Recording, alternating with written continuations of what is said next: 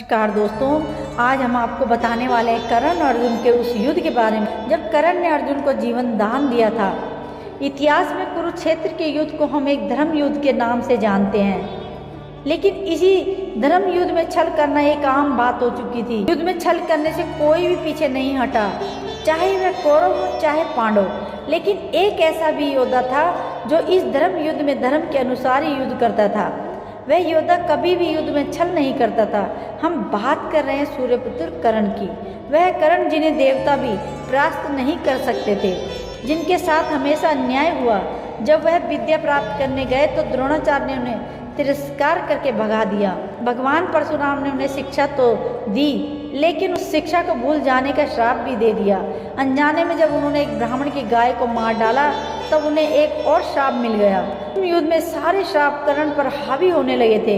एक और ब्राह्मण के श्राप के कारण अर्जुन से युद्ध के समय कर्ण के रथ का पहिया भूमि में घस गया, और दूसरी ओर गुरु परशुराम के श्राप के कारण कर्ण अपनी विद्या को भी भूल गए। ऐसे हालात में कर्ण बहुत दुखी हो जाते हैं और अर्जुन से कहते हैं, हे अर्जुन, तुम 2 घड़ी प्रतीक्षा करो जिससे मैं इस फंसे हुए पहिए को बाहर निकाल सकूं, और इसके बाद मैं तुमसे अवश्य युद्ध करूंगा। तुम यह मत समझो कि मैं तुमसे डर कर ये बात बोल रहा हूँ। हे अर्जुन, तुम एक वीर योद्धा हो, महान कुल वंश में जन्मे हो। मैं निहत्था हूँ, तुम एक कायर की भांति मुझ पर प्रहार मत करो।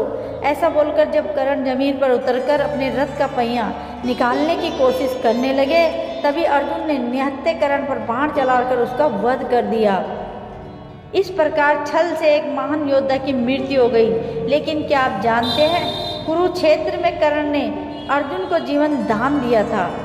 कर्ण और अर्जुन का अंतिम युद्ध महाभारत का युद्ध सबसे भयानक युद्ध था। इस युद्ध के दौरान कर्ण ने अपना सर्पमुखी बाण चलाया था अर्जुन को मारने के लिए। कर्ण ने इस बाण को वर्षों से संभाल कर रखा था और हमेशा से उसकी पूजा किया करते थे। उस बाण में योग बल से नागेश्वर नागसेन घुस गया था, लेकिन कर्ण इस बारे में बिल्कुल भी नहीं जानते थे। इस बाण के छूटते समय कर्ण ने अर्जुन से कहा कि अर्जुन, अब तुम निश्चय ही मारे जाओगे। कर्ण के सर्पमुख बाण का कोई भी काट अर्जुन के पास नहीं था। अर्जुन इस बाण को देखते ही रह गए, लेकिन तब भगवान श्री कृष्ण ने अपने पैरों से रथ को दबा दिया और उसे भूमि में घसा लिया। भगवान श्री कृष्ण की लीला के कारण वह बाण अर्जुन के सर को काट नहीं पाया और बाण जाकर अर्जुन के मुकुट में जा लगा।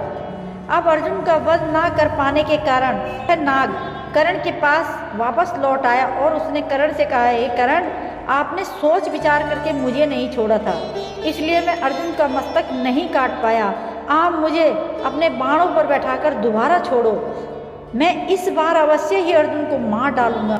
अब उस नाग की बात को सुनकर कर्ण ने उससे कहा, हे अश्वसेन, मैं कभी भी दूसरे की ताकत से युद्ध नहीं जीतता हूँ, भले इसके लिए मुझे मृत्यु ही क्यों न प्राप्त हो जाए।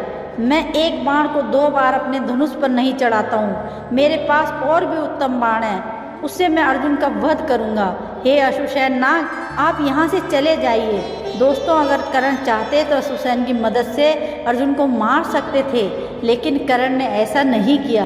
कर्ण छल के सहारे अर्जुन को मारना नहीं चाहते थे, वह अपने बल से ही अर्जुन को मारना चाहते थे, इसलिए उन्होंने अर्जुन को जीवन दान दिया।